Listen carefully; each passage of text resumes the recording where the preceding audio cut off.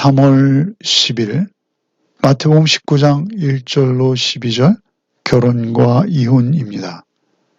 예수께서 이제 갈릴리에서 유대지경으로 들어오시는 것이죠. 그리고 바리새인들에게 이혼에 대한 질문을 받으십니다. 그리고 그들의 잘못된 생각을 바로잡아 주시는 그러한 내용이 되겠습니다. 먼저 1절과 2절을 읽겠습니다. 예수께서 이 말씀 마치시고 갈릴리를 떠나 요단강 건너 유대지경에 이르시니 큰 무리가 따르거늘 예수께서 거기서 그들의 병을 고치시더라.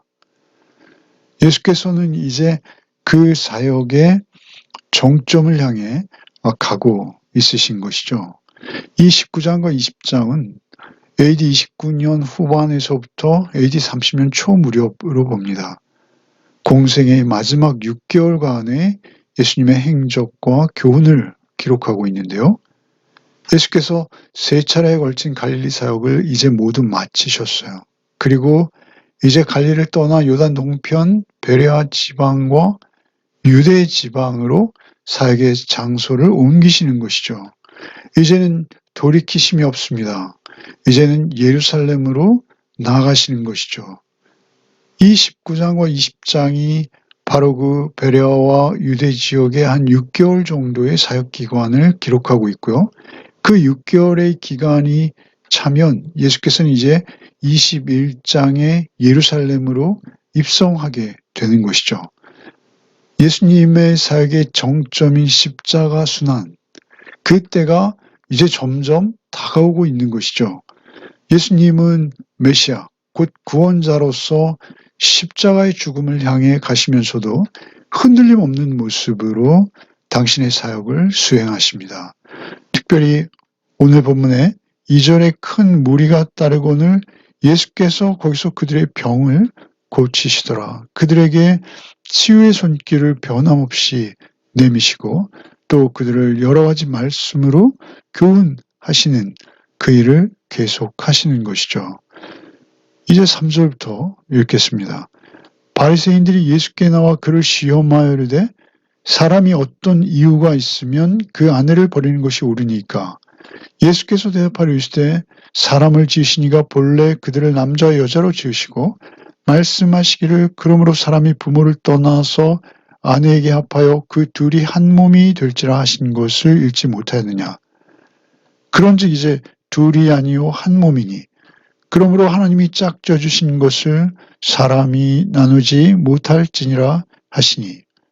여짜오되 그러면 어찌하여 모세는 이혼 증서를 주어 버리라 명하였나이까.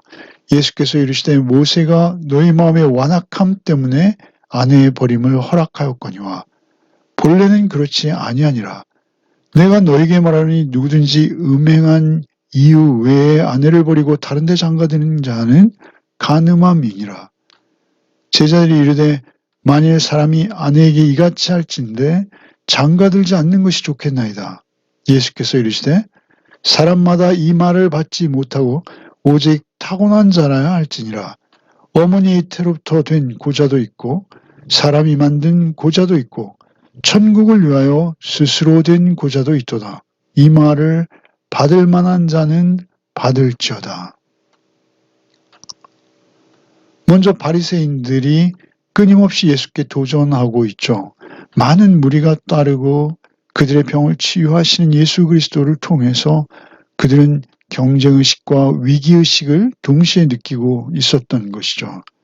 그 바리새인들이 예수께 나와서 그를 시험하여 이르되 그들은 끝까지 예수님을 시험하여서 함정에 빠뜨려서 그를 매장시키는 것이 목적이었던 것이죠. 그리고 이제 질문하는데 그 질문의 내용은 이런 것입니다. 이르되 사람이 어떤 이유가 있으면 그 아내를 버리는 것이 옳으니까. 그러니까 어떤 이유로 이혼하는 것이 맞습니까? 라고 묻고 있는 것이죠. 어떤 이유가 있으면 사실 이것은 그때 당시 유대인들의 이혼 습관과 관련되어 있습니다. 그러니까 어떤 이유입니까? 이 번역을 공동 번역에서는 사람이 무엇이든지 이유가 닿기만 하면 그 아내를 버리는 것이 옳으니까 이렇게 번역하고 있습니다. 그러니까 이유가 닿기만 하면 그저 아내를 버리는 것이 합법적이던 시대였다라는 것이죠. 그런데 사실 이것은 극히 이기적이고 극단적으로 잘못된 신학적 해석을 가지고 있는 그들의 관습과 같았던 것이죠. 이것은 그들이 모세의 율법을 가지고 이렇게 그것을 확대 해석해서 그들이 잘못 따르고 있었던 것인데요. 어찌되었든 그들은 어떤 이유가 있으면 아내를 버리는 것이 옳으니까 라고 예수께 묻고 있어요.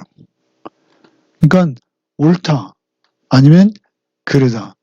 그러니까 어떤 이유가 있으면 아내를 버리는 것이 옳습니까? 그렇지 않습니까?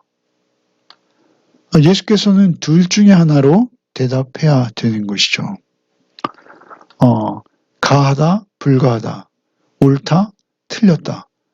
어느 쪽도 정치적인 공경에 빠뜨리려는 그들의 교활한 질문입니다. 왜 그렇습니까? 그곳은 헤롯의 일로 세례 요한이 처형된 곳입니다. 헤롯이 자기의 아내를 버리고 새로운 동생의 아내를 강제로 취했던 그 일로 인해서 그것을 지적한 세례 요한이 처형되었던 곳, 그곳에서 아주 정치적으로 민감한 문제인데 그것을 지금 예수께 묻고 있는 것이죠. 그리고 또한 이것은 내용적으로도 유대인들의 그 랍비들의 학파 간의 첨예한 대립이 있었던 내용입니다. 그들은 여기서 어떤 이유가 있으면 아내를 버리는 것이 옳으니까라고 할 때 이 어떤 이유가 한쪽 학파에서는 간음 등 중요한 이유다라고 해석하고 있었고요. 또 다른 한쪽에서는 집안의 어떤 살림을 관리하는 접시를 관리하는 문제 그런가 하면 남편이 다른 여자를 더 좋은 여자를 발견하여 만나면 이혼이 가능하다라고까지 해석하고 있었던 것이죠. 그래서 이러한 중대한 일, 이혼에 대해서 보수적인 생각과 그리고 소위 말하면 그런 자유스러운 생각들이 대립하고 있었다라는 것이죠. 그래서 이것은 신학적으로 봐도 첨예했고 정치적으로 봐도 극히 위험한 질문입니다. 그 위험한 질문에 대해서 예수께서는 참으로 난처한 입장이실 수 있는 것이죠. 그런데 예수께서는 단호하십니다. 4절부터죠. 사람을 지으시니가 본래 그들을 남자 여자로 주시고 말씀하시기를 사람이 부모를 떠나 아내에 합하여 둘이 한 몸이 될지라 하신 이 창세기 말씀을 인용하시는 것이죠. 이제 둘이 아니요 한 몸을 강조하십니다. 한 몸을 이루었으니 하나님이 짝져진 것을 사람이 나누지 못할지니라 라고 아주 단정적이고 단호한 그러한 답변을 주시는 것이죠. 그러자 이제 옳거니 드디어 율법을 어기라고 이렇게 말하는 함정에 빠졌구나 라고 바리새인들은 여기고 다짜고짜 이렇게 다시 묻고 있는 것이죠. 7절에 여짜오되 그리하면 어찌하여 모세는 이혼 증서를 주어서 버리라 명하였나이까. 이 모세가 합법적인 이혼을 분명히 율법에 기록하였고 성경에 기록된 것인데 이런 질문에 그렇게 대답하면 당신은 틀린 것입니다. 라고 지적하는 것이죠. 그러자 예수께서 8절에 모세가 너희 마음의 완악함 때문에 아내 버리기를 허락하였거니와 본래는 그렇지 아니하니라. 내가 너에게 말하노니 라고 말씀하시죠. 그 모세가 너희 마음이 완악하다는 고집이 세고 악한 상태를 말하는 것이죠. 그래서 아내 버림을 마지못해 모세가 허락한 것이다. 그러나 하나님의 본래 뜻, 본래는 그렇지 아니하니라. 하나님의 원뜻은 그런 것이 아니었다. 그 부모를 떠나 한 몸이 되어진 그 부부, 이 한 몸이 되어진다는 것은요. 인격적으로 또 모든 뜻 안에서 참으로 놀라운 신비한 화합을 이루는 것입니다. 그래서 오히려 부모와 자식 간보다 더 놀라운 그 결합, 그것을 결혼이라고 하나님께서 말씀하시는 것이죠. 갈빗대를 빼어서 만드신 것이죠. 그것이 하나님께서 결혼을 상징하는 한 몸을 이루는 그러한 회복의 모습을 말씀하시는 것이죠. 그런데 그들은 너무나 완악해서 그럼에도 불구하고 아내 버리는 일이 실상은 굉장히 비일비재했다라는 것이죠. 모세 당시의 근동에서도 여자들은 그렇게 소모적으로 그렇게 인격적으로 사실은 굉장히 열악한 상태에 있었다라는 것이죠. 그러한 대우를 모두가 받고 있었다는 것이죠. 그래서 오히려 모세가 그 여성들을 보호하려는 목적으로 그 여성들이 이혼을 당하고 도망한 자나 간음자 또는 창녀로 취급받지 않도록 재혼 증서를 폐물과 같이 주게 해서 그 재혼 증서로 인해서 그 이혼 증서로 인해서 이혼 증서죠. 이혼 증서로 인해서 재혼이 가능하도록 하기 위한 제도적 장치로 모세가 그렇게 허락한 것이다. 너희의 완악함 때문에 아내 버림을 허락하였거니와 본래는 그렇지 않다라고 말씀하시는 것이죠. 그리고 이제 9절에 내가 너에게 말하노니 라고 말씀하시네요. 내가 너에게 말하노니. 굉장히 중요한 말씀이죠. 예수께서는 모세보다 큰 분이십니다.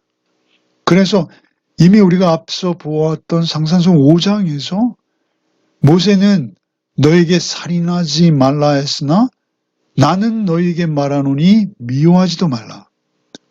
모세가 너에게 간음하지 말라 했으나 나는 너에게 말하노니 음란한 마음도 품지 말라라고 하셨지 않습니까? 여기서 다시 나는 너희에게 말하노니라고 강조하시는 거예요. 9절에 내가 너에게 말하노니 누구든지 음행한 외에는 아내 버리고 장가드는 자는 간음이다 라고 말씀하시는 것이죠. 이것은 이미 마태복음 5장에 이미 선언하신 내용이에요. 그들도 이 내용을 아마 알고 예수님을 함정에 빠뜨리려고 예수님을 찾아온 것이죠. 10절에 제자들이 이르되 만일 사람이 아내에게 이같이 할진대 장가들지 않는 것이 좋겠나이다. 아마 그들이 이제 떠나가고 창세기를 근거로 해서 이렇게 정확히 하나님의 뜻을 설파하시는 예수님 앞에서 그들은 답변을 할 수 없는 것이죠. 궁색해져서 그들이 물러간 것으로 보여집니다. 그러자 이제 제자들이 예수께 가까이 나와서 주님 그 정도라면 장가가지 않는 게 낫지 않습니까? 이렇게 말하고 있는 것이죠. 10절에 제자들이 이르되 만일 사람이 아내에게 이같이 할진대 장가들지 않는 것이 좋겠나이다. 이같이 한다라는 것은 예수께서 말씀하신 것과 같이 결혼은 깰 수 없는 헌신이다. 결혼은 깰 수 없는 섬김이다. 그래서 결혼을 한번 하면 그것은 영원한 것이다. 라고 규정하신 그러한 규정이 사실이라면 오히려 이 결혼하지 않는 게 그렇게 영구적으로 깰 수 없는 결혼보다는 혼자 사는 게 낫겠습니다. 라고 말하고 있다라는 것이죠. 그래서 11절에 예수께서 이르시되 이 말을 받지 못하고 오직 타고난 자라야 할지니 이 말이 과연 어떤 말인가라는 것에 대해서 두 가지 주장이 있습니다. 그러나 어쨌든 장가들지 않는 것이 좋겠나이다라고 바로 앞서서 말씀하고 제자들이 묻지 않았습니까? 그래서 그 말을 지적한 것이다 라고 보는 것이죠. 이 말을 받지 못하고 그러니까 장가들지 않는 그것에 대해서 오직 타고난 자라야 할 수 있다라는 것이죠. 세 가지 경우를 예시하십니다. 12절에 어머니의 태로부터 고자된 자. 이건 날 때부터 성적으로 그러한 문제가 있었다라는 것이죠. 사람이 만든 고자. 사람들이 궁궐에서 이 공주나 또는 왕의 부인 왕후를 섬기게 하기 위해서 일부러 거세를 하는 그런 경우가 있었죠. 그래서 사람이 만든 고자도 있고 천국을 위하여 스스로 된 고자, 이것은 바울사도와 같은 경우이죠. 이 말을 받을 만한 자는 받을지어다, 이렇게 말씀하시는 것이죠. 그러면 결혼을 안 하는 것이 결혼을 하는 것보다 우월하다라는 의미가 됩니까? 그런 건 절대 아니죠. 결혼은 하나님께서 우리에게 주신 놀라운 축복입니다. 그런데 또한 홀로 되어졌다고 해서 그것이 저주라고만은 할 수 없다라는 것이죠. 그것이 오히려 스스로 된 고자의 경우 그것도 축복이요 하나님이 주신 선물이라는 것이죠. 오직 타고난 자라는 것이죠. 이 말을 받을 만한 자, 이것은 하나님께서 그렇게 그들이 스스로 고자된 것으로 여기고 천국을 위해서 그 맡긴 사명을 감당하는 자들도 있다라는 것입니다.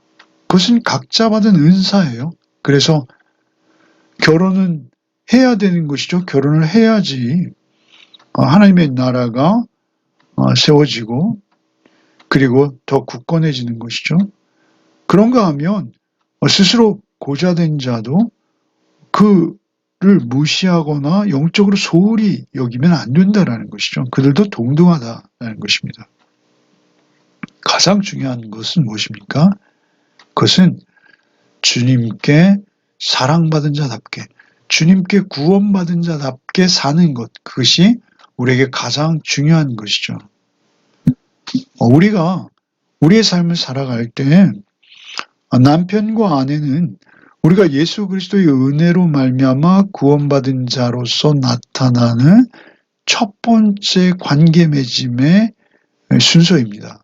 첫 번째 관계 맺음의 특징, 변화된 관계 맺음의 특징이 드러나는 곳은 사실 남편과 아내 사이예요. 그러니까 남편과 아내 사이에서의 관계가 새로워지지 않는 자, 그것은 예수님과의 관계조차 의심해 보아야 하는 자라는 것이죠.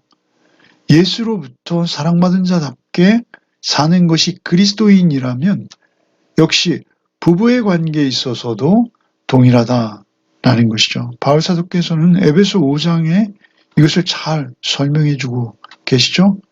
남편과 아내의 관계를 말씀하시면서 남편이 아내를 어떻게 섬기라 하십니까? 남편은 주께서 교회를 사랑하신 것 같이 아내를 사랑하라 하십니다. 주님께서 교회를 섬기신 것과 같이 아내를 섬기라고 하십니다. 그러니까 주님께서 교회를 사랑하고 섬기신 것처럼 아내를 섬긴다는 건 무엇입니까? 끝까지 나를 부인하고 자기를 부인하고 그 사랑을 위해서 생명을 아끼지 않는 그러한 사랑을 베풀라는 것이죠. 그렇게 서로가 사랑할 때 거기에 천국이 일어나는 것입니다. 거기에 천국이 실현되어지는 것이죠. 오늘날 부부의 관계에 있어서 가장 중요한 것은 서로의 작은 이해관계, 의무, 재정적 또는 사랑 받을 만함 이런 것으로부터 서로에게 무리한 요구를 하면서 서로의 갈등의 골들이 생기는 것이죠.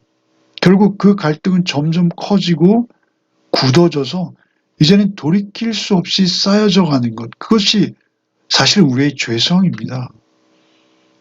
그래서 바울 사도께서는 아내 사랑하기를 자기 몸같이 사랑하라 라고 말씀하시거든요. 자기 몸처럼 사랑하는 자기의 그 나약함, 부족함, 그것을 아내를 통해서 확인하며 그것조차도 품어내고 사랑할 수 있는 관계, 그것이 부부의 관계라는 점이죠. 이제 우리는 새로워진 그리스도인입니다. 예수 안에서 새로워진 그리스도인입니다. 그래서 부부가 서로를 바라보는 눈이 달라졌고 서로를 규정하고 대우하는 태도가 달라진 자들입니다. 오직 주께서 교회를 사랑하시고 섬기신 것처럼 오늘 하루 서로를 섬기며 가정의 천국을 만들고 세워가는 복이, 기쁨이 여러분에게 있기를 바랍니다. 기도하겠습니다. 주님 감사합니다. 오늘도 말씀을 통해서 이혼이 무엇인지에 대해서 규정해 주신 주님 참으로 감사합니다. 우리에게 결혼을 축복하신, 결혼을 허락하신 주님, 우리가 혼자 있던 또는 결혼에 있던 어떠한 관계에 있던 우리가 배우자를 사랑하고 섬기게 하여 주옵시되 주께서 나를 사랑하신 것처럼 주께서 나를 섬겨주신 것처럼 그렇게 서로를 섬기는 한 날이 되게 하여 주옵소서.